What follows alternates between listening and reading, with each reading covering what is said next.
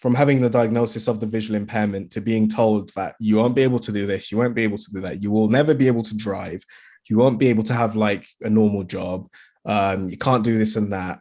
I think it really sort of like a fight or flight kind of situation, where it's like, am I either going to accept this reality or am I going to define it myself? So I guess for me, I took the route of fight. If someone tells me I'm not going to do something, I'm going to try and do it. Not having that silver spoon in life, and definitely being humbled by my experiences. Being born in Africa and, starting off at essentially the bottom of not just society, but the bottom of the world, where like poverty and, not having access to healthcare and, watching family work for like less than $1 a day and all that kind of stuff really gave me an early perspective of what it means to work hard and what it means to just, be a go-getter. And always having an issue with my eyes, but no one really knowing why I'm bumping into lampposts or not able to play football with the rest of the kids.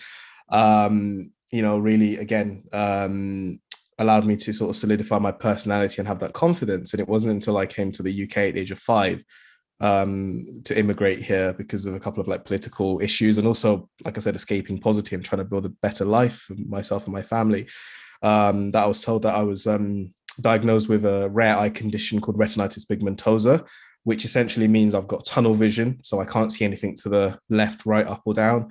And it essentially gets worse until I eventually lose my vision completely one day. At the minute, I'm probably around 20% of vision, and obviously it's ticking down and down and down. So those things really humbled me in life and really gave me an sort of innate driving force to be able to go out there and chase my dreams and chase my passions and transform my life. And the first sort of step that allowed me to do that was through sport. I was really, really passionate about sport in school. I was always the kid that was fastest in sports day. I always wanted to compete. I always wanted to show that I could be better than whatever condition a doctor gave me. And so the lessons and the experiences I learned from my sporting experience, I represented Great Britain on the international platform and won gold in Brazil. The lessons I learned in becoming a gold medalist athlete were the exact same steps, personality traits, attributes that I started seeing in business when I became an entrepreneur and when we started working together. It was all about who you are, being a determined, driven, motivated, goal-oriented individual, but also having a goal and a vision for what you want to create for yourself, but also the daily habits, steps, and things you have to do in order to become the person you see yourself in the future.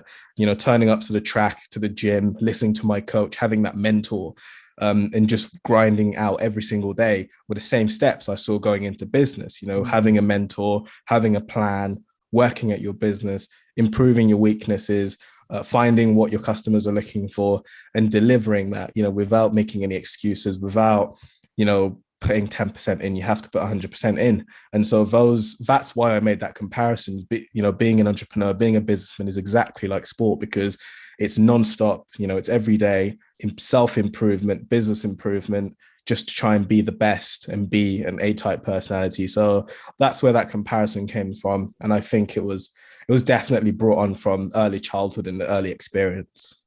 In year 7, actually, in secondary school, when everybody was choosing what they were going to do for sports day. And I obviously put my hand up and said, I want to do the 100-meter sprint because I've just seen Usain Bolt run in the London Olympics, and I want to be just like him because I believe I'm fast and I believe I can achieve something. And the teachers, kind of said, no, I don't think that's a good idea because of health and safety, because you can't see properly.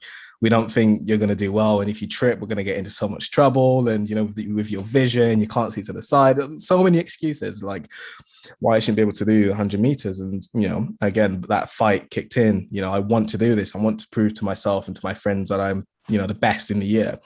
And after a couple of back and forth things, they said, all right, we'll let you run with a teaching assistant who will keep you safe and run beside you, et cetera, et cetera. And I said, okay, cool. That's fair enough trade-off. And so sports day comes along. I'm at the 100-meter start.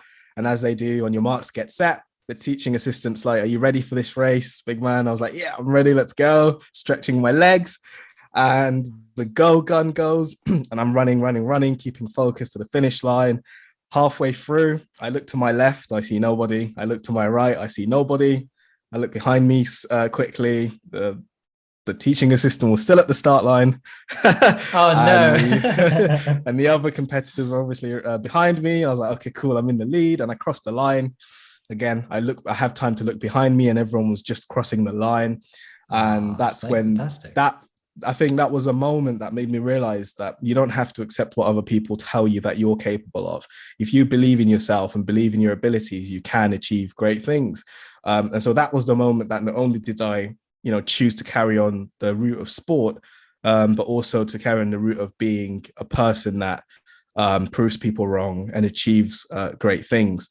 And funnily enough, there's actually a YouTube video of that first ever race where you see me crossing that line, and literally 4 or 5 seconds later, everyone else crossing the line.